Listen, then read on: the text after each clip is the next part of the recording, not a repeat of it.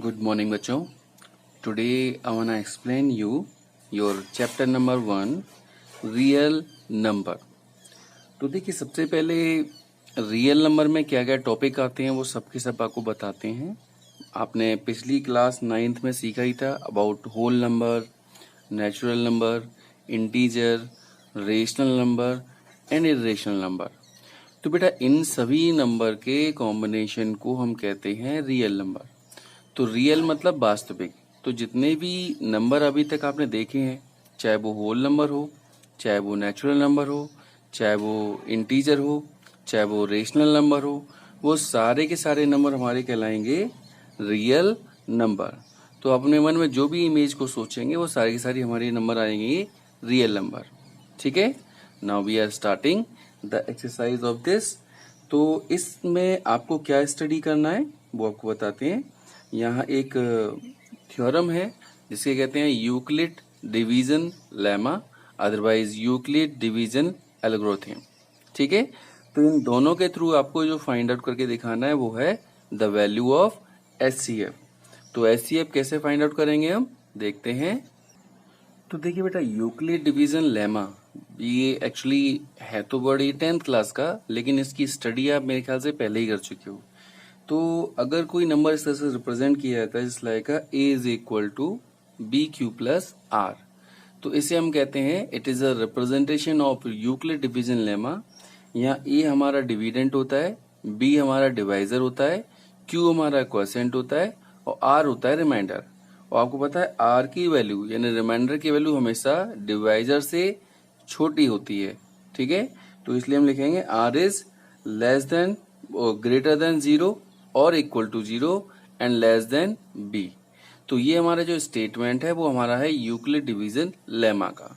अब ये प्रूव करने के लिए तो नहीं आता है, लेकिन इसके क्वेश्चन जरूर आते हैं. देखिए कैसे करेंगे हम.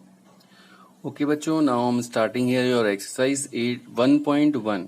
तो पहली एक्सरसाइज दे रखी है use Euclid division algorithm to find the HCF of these all number.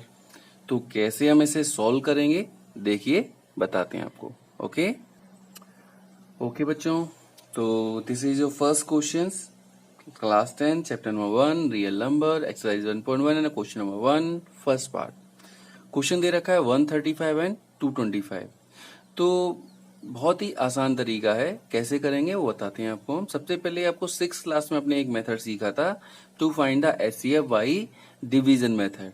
तो क्या करते थे उसमें हम छोटे नंबर का बड़े नंबर में हम डिवाइड करते थे. देखिए डिवाइड किया, ठीक है, 1 टाइम गया 135, माइनस करेंगे तो रिमाइंडर आ गया हमारा 90. अब यहाँ रिमाइंडर जो भी आता है उसका दोबारा से हम इसी में डिवाइड कर देते हैं. तो देखिए फिर से डिवाइड किया, 1 टाइम गया रिमाइंडर आया 45, फिर रिमाइंडर आया तो फिर से हम दोबारा से इसी में डिवाइड कर देंगे. तो 45 टू 90 है, रिमाइंडर आ गया 0. तो हमारा जिस भी नंबर से रिमाइंडर 0 आता है वही नंबर हमारा कहलाता है एचसीएफ. लेकिन इसको हम यूक्लिड डिवीजन एल्गोरिथम के अकॉर्डिंग कैसे रिप्रेजेंट करेंगे वो बताते हैं. तो यूक्लिड डिवीजन एल्गोरिथम हमारी होती है A is equal to B Q plus R. Okay.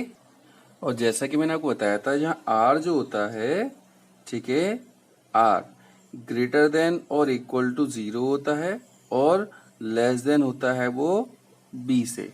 ये भी चीजें आपको याद रखनी है.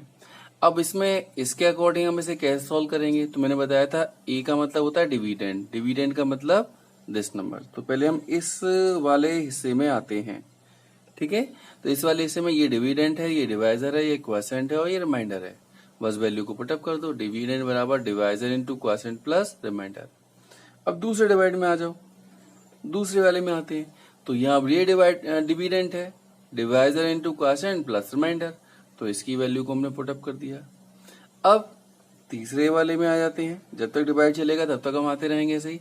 तो डिविडेंड बीच वाला डिविडेंड होता है, ये डिवाइजर होता है, ये क्वोशिएंट होता है और ये रिमाइंडर. तो इसको हमने लिख दिया.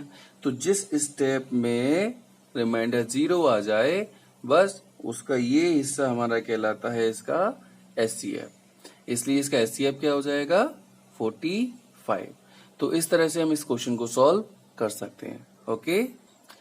Now move on to the next question. The remaining part of this you will solve by using the same method.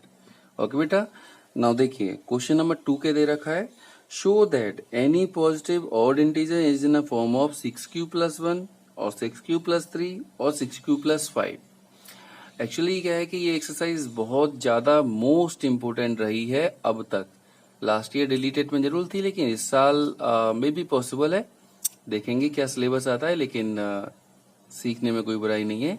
Okay, because this is the most important questions category. Okay, तो देखिए कैसे करेंगे हम क्वेश्चन नंबर 2 को। Okay, let's start. तो जैसा कि मैंने बताया, सबसे पहले हम, क्योंकि चैप्टर हमारा यूक्लिड डिवीजन का है, तो उसी के अकॉर्डिंग हमें इसे सॉल्व करना है। तो हम लिखेंगे भाई Euclid division lemma a is equal to होता है BQ + R।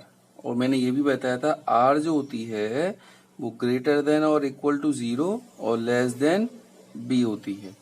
ठीक है, तो अगर हम मान लें क्वेश्चन में 6q + 1 के लिए कह रखा है, तो 6q मतलब B की जगह पे 6 आ रहा है, तो हमने मान लिया कि B की वैल्यू क्या है, 6 है। अगर B की वैल्यू 6 है तो R क्या होगा, 6 से छोटा होगा, 0 या 0 के बराबर भी हो सकता है। तो R की वैल्यू वो 0 भी हो सकती है, 1 भी हो सकती है, 2 भी हो सकती है, 3 भी हो सकती है, 4 भी और 5 भी। लेकिन 5 से ज्यादा 6 नहीं हो सकती। क्यों? क्योंकि 6 तो B है और R की वैल्यू हमेशा B से छोटी होती है। अब हम एक एक करके ये सारी वैल्यू यहाँ पुटअप करेंगे इस वाली इक्वेशन में। तो B की जगह पे 6 रख दिया और R की वैल्यू 0 रखा, तो 0 की कोई वैल्यू नहीं है, इसलिए 6q हो जाएगा। अब एक बार 1 रख के देखेंगे तो 6q + 1, एक बार 2 रखेंगे तो 6q + 2, ऐसे 6q + 3, 6q + 4, 6q + 5। ओके, इतने नंबर आ जाएंगे। अब आपको पता है, ओके, अगर हम ये देखें 6q, ये सारे नंबर हमारे क्रम से लिखे हुए हैं, तो 6q is a even number. कैसे? इवन नंबर का मल्टीप्लाइड हो रहा है ना किसी भी इंटीजर में, तो वो इवन नंबर होता है। अगर हम कोई गिनती इवन नंबर से स्टार्ट करें, 2, 3, 4, 5, 6, 7, कुछ भी, तो पहला नंबर अगर इवन है तो उसके बाद क्या आएगा, ऑड। तो एक नंबर छोड़ के फिर से इवन आ जाता है, एक नंबर छोड़ के फिर से इवन आ जाता है। तो इसी तरह से हम यहाँ लिख सकते हैं कि हियर अगर ये इवन है तो ये वाला भी इवन होगा, ये वाला भी इवन होगा। तो लिख सकते हैं here 6q, 6q + 2, 6q + 4 are even integer. तो अगर ये इवन है तो बाकी बचे हुए क्या होते हैं, ऑड। तो हम डायरेक्ट लिख सकते हैं ये नंबर, ये नंबर। तो ये नंबर क्या हो जाएंगे हमारे, 6q + 1, 6q + 3, 6q + 5 क्या हो जाएंगे, ऑड इंटीजर। और यही आपको यहाँ पर प्रूव करना था। Okay okay, now next questions पे आते हैं। An army contingent of 616 members is to march behind an army band of 32 members। भाई टोटल मेंबर 616 है और एक बैंड में कितने मेंबर हैं, 32 मेंबर्स हैं। The two group are to march in the same number of column. What is the maximum number of column in which they can march? तो ऐसे क्वेश्चन में आपको 2 पॉइंट का ध्यान रखना है। क्या है वो 2 पॉइंट? एक तो ये लाइन है कि is the same number of column, और दूसरा है ये वर्ड मैक्सिमम या मिनिमम। तो अगर कभी भी मैक्सिमम वर्ड दिख जाए तो समझ लीजिए आपको इन नंबर्स का निकालना है HCF, और अगर आपको यहाँ पर मिनिमम वर्ड दिखता है तो हम निकालते हैं इसका हम LCM। Okay, let's start the question. Okay बच्चों, नाउ अबाउट दिस क्वेश्चन, क्योंकि हमसे मैक्सिमम नंबर ऑफ कॉलम पूछे गए हैं तो ये क्या हो जाएगा, HCF of this and this number. HCF निकालना आपको अच्छी तरह से आता है। वही छोटे नंबर का बड़े नंबर में डिवाइड किया, 19 टाइम्स गया, पहले 1 टाइम गया। ओके, रिमाइंडर आ जाएगा यहाँ पर हमारे पास। ठीक है, एंड नाउ 6 को हमने कैरी किया, फिर से 19 टाइम्स किया, ये नंबर आ जाएगा। तो हमारा एक्चुअल में रिमाइंडर आ गया 8। ठीक है, रिमाइंडर आया 8, मैंने बताया रिमाइंडर का दोबारा से इसमें कर देते हैं। दोबारा करेंगे तो 8 4 जा 32, यानी ये हमारा कंप्लीट डिवीजन चला गया। लेकिन ये क्वेश्चन हमें कैसे करना है, यूक्लिड डिवीजन लेमा के अकॉर्डिंग। तो लिखेंगे भाई Euclid division lemma a is equal to BQ + R। यहाँ पर R जो होता है is greater than equal to 0 और लेस देन B। अब क्या करेंगे, इस पहले डिवीजन में आते हैं। तो ये डिविडेंड हो गया, ये डिवाइजर, ये क्वोशिएंट और ये रिमाइंडर। तो वैल्यू को पुटअप करेंगे, डिविडेंड बराबर divisor into quotient plus remainder. अब दूसरा डिविडेंड ये है, तो यहाँ डिविडेंड क्या है, ये रहा डिवाइजर, क्वोशिएंट और रिमाइंडर कितना आया था, 0।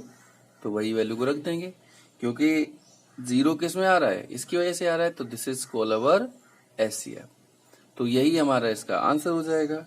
तो लिख सकते हैं maximum number of columns equal to 8। Okay student.